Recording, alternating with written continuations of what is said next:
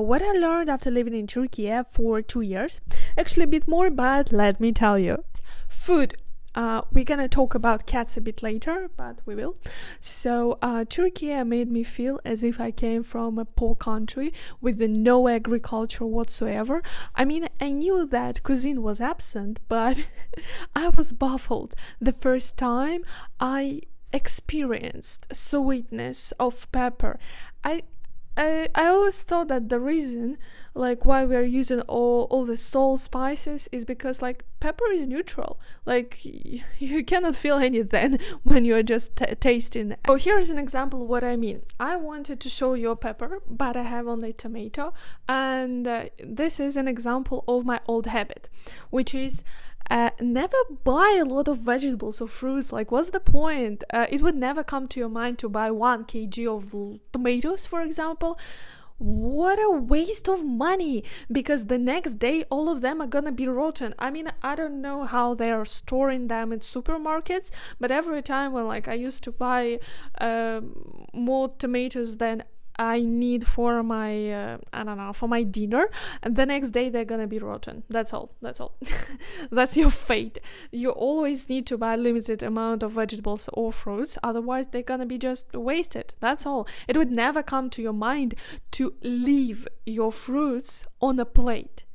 No, you should always put it in the fridge. Like, what are you talking about? Do you want them to live only for 4 hours? I mean, yeah, that's the thing. I was really shocked that you can buy a lot of vegetables and fruits in here in advance and everything will be fine.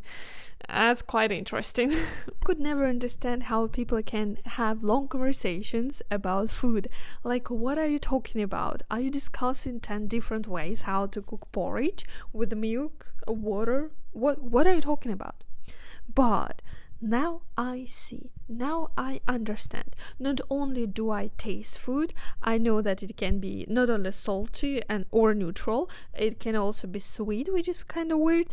And even I am a foreigner, proud of Turkish cuisine, and right now it is on the top of my list of reasons why not to leave Turkey, why to stay here. And I feel I'm trapped. I could never imagine that food can be so tasty, and I don't know, it's cool. The second thing, I can talk on, and yes, I understand it is my personal experience. Maybe you have an opposite one, but it is what it is.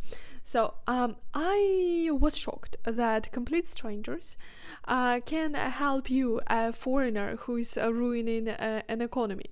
Okay, I think that no matter what country you're in, everybody thinks that you are the cause of all problems or whatever. Not only are they trying to help you, a complete stranger, mind you, but they also switch to English all of a sudden. Like, I can imagine if you're in touristic area, but what if you are in a governmental building?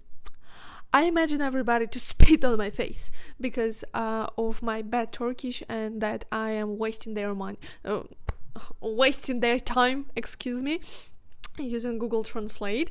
But no, they're just switching to English. What? The same with doctors. Like, what? I'm still shocked. Still. And the same about non-touristic cities, not just neighborhood, but cities. Switch to English, like some elderly person. I could understand if he would switch to German, because there are a lot of Turks in Germany, but not English. No, that's still weird. And another thing, like the first thing that I noticed when I came here was elderly people feeding animals, street animals. And my first reaction was like, oh my god, it's so sweet, you have volunteers here helping animals. And how shocked I was when I heard, no, those are just regular people feeding, building cats and dogs' houses. I was like, I'm sorry, why are you so sweet? Why elderly people wasting their, you see my language, wasting, not spending their pension money on street cats and dogs? I'm really shocked that people are doing that they can be so devoted, dedicated to taking care of street animals. Who else would take care of them? I'm like, wow, I love it. Every time when I see elderly people, or not elderly, whoever, every time when I see people feeding cats and animals, every time I want to like take my camera and shoot them, but I'm terrified. Like, why would you shoot strangers?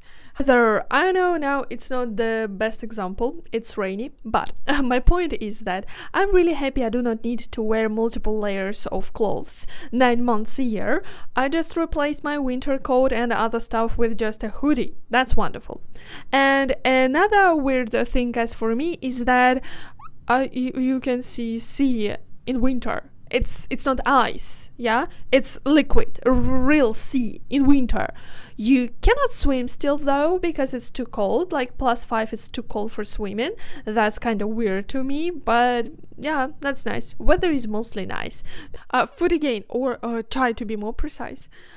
Turkish people do not have a coffee to wake up culture, which is ridiculous anyway, and it feels as if Turkish people are drinking like a 6 cups of tea every hour. I don't know, but they are taking the first place over tea consumption. So yeah, and to be honest, I feel I'm assimilated. I'm drinking a lot of chai too.